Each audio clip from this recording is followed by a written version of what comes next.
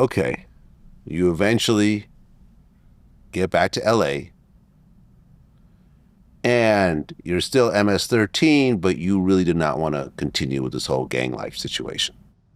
Well, I had, I had all the experience of what happened in El Salvador, just going in and out of prison and seeing all my friends dying or getting life sentences really had an impact.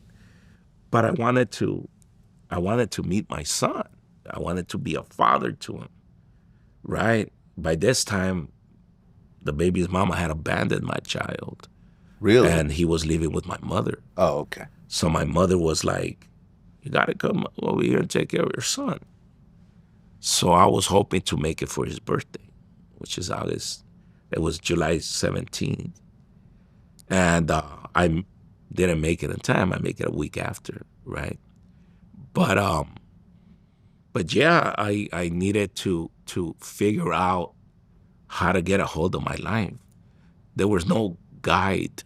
There was no process in place, right? So, and I didn't have a choice but to go live in the block because I couldn't live nowhere else, and I couldn't live with my mom either.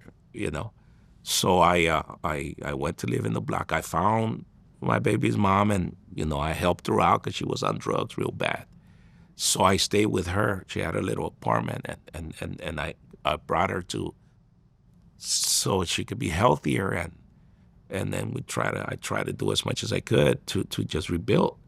At the same time, it was like I need to got talk to the homies. I just got to talk to them because I don't want to go back into what was going on.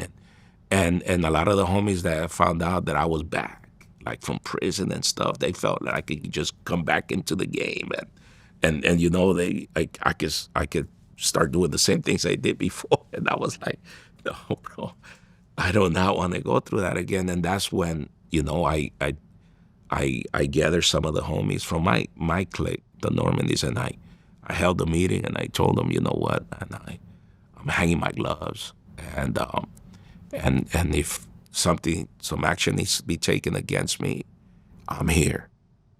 Well, yeah, but MS-13, from what I understand, will allow members to leave to take care of their families or to be religious or just go in a whole different direction, unlike some other gangs that there's no dropping out. Well, not necessarily. For the MS-13, they were like it's a new gang, right? It wasn't like they had generation of gang involvement, right? We didn't have any grandfathers in the neighborhood, like White Fence or Maravillas. They had like 4 generations of gang relatives in which grandfathers were not going to be gang banging with their fucking canes, right?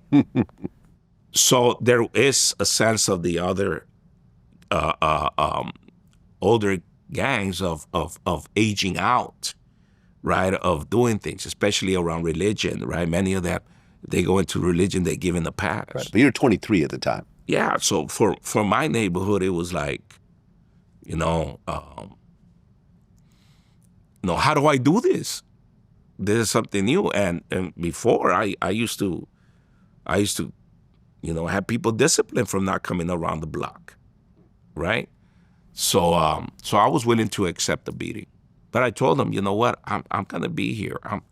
You're always gonna consider me from the block because I'm not leaving, you know. But I just want to calm down. You guys see me working all the time, taking care of my kid, and they said, we see you, bro. We see you, man. Don't trip, man. And they just gave me a pass.